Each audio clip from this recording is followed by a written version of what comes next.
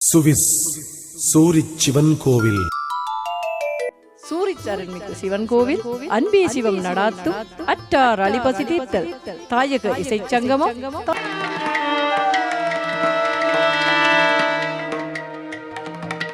அற்றார் அழிபசி தீர்த்தல் தாயக இசைச் சங்கமம், தாயக உணவு கண்காட்சியும் விற்பனையும். சைவ தமிழ்ச் சங்கம் அருள்மிகு சிவன் கோவில் அன்பே சிவம் நடத்துகின்ற அற்றார் அழிபசி தீர்த்தல் தாயக இசைச் சங்கமம் உணவு கண்காட்சியும் விற்பனையும் இந்த ஆண்டு எதிர்வரும் 26ஆம் தேதி, அதாவது ஏப்ரல் மாதம் 26ஆம் தேதி வெகு சிறப்பாக சென்றாண்டு நடந்த அதே மண்டபத்தில், அதாவது சிலீர் மண்டபத்தில் சிறப்பாக நடைபெற இருக்கிறது. அதனுடைய ஏற்பாடுகள் எப்படி இருக்கிறது என்பது தொடர்பாக எங்களுடைய சைவ தமிழ்ச் சங்கத்தின் தலைமை ஒருங்கிணைப்பாளர் இப்போது உங்களோடு. ஓம் நம பார்வதி பதியே. சிவன் தொலைக்காட்சியை பார்த்து கொண்டிருக்கின்ற அனைவருக்கும் சைவ தமிழ்ச் சங்கத்தின் வணக்கத்தினை தெரிவித்துக் கொண்டு, சைவ தமிழ்ச் சங்கத்தின் உபமைப்பான அன்பே சிவம் அறக்கட்டளை தாயத்திலே மிக திறம்பட இயங்கி வருகின்றது.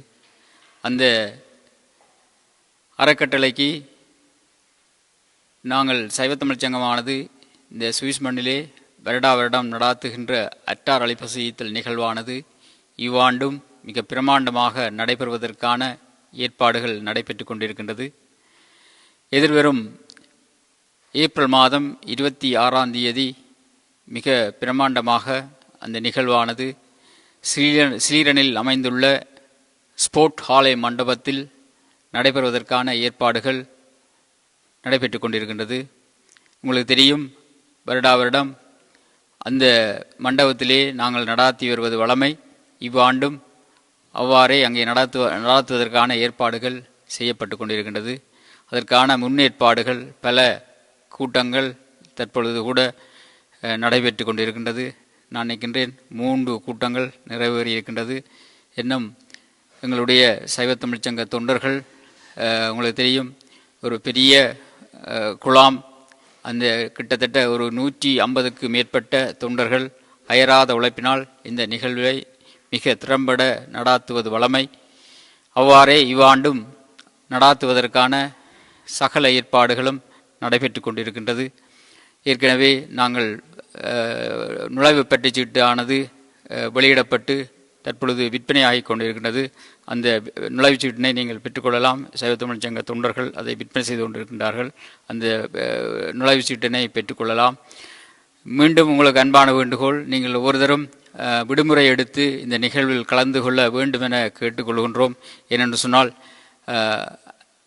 இந்த அற்றார் அழிபசி தீர்த்தல் நிகழ்வானது தாயக இசை சங்கமத்தோடு தாயக உணவு கண்காட்சி, அதாவது 150க்கும் மேற்பட்ட உணவு கண்காட்சியானது அந்த மண்டபத்தில் வழமையாக எவ்வாறு சிறப்பாக அந்த கண்காட்சியை நடாத்தி விற்பனை செய்கின்றோமோ இவ்வாண்டும் அவ்வாறான ஏற்பாடுகள் செய்யப்பட்டு கொண்டிருக்கின்றது.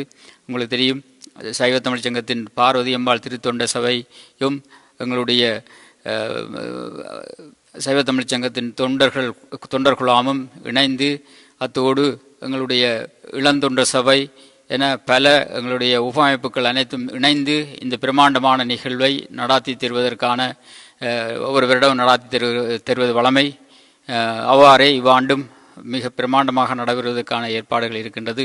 உண்மைக்கு முதல் சொன்ன மாதிரி 150க்கு மேற்பட்ட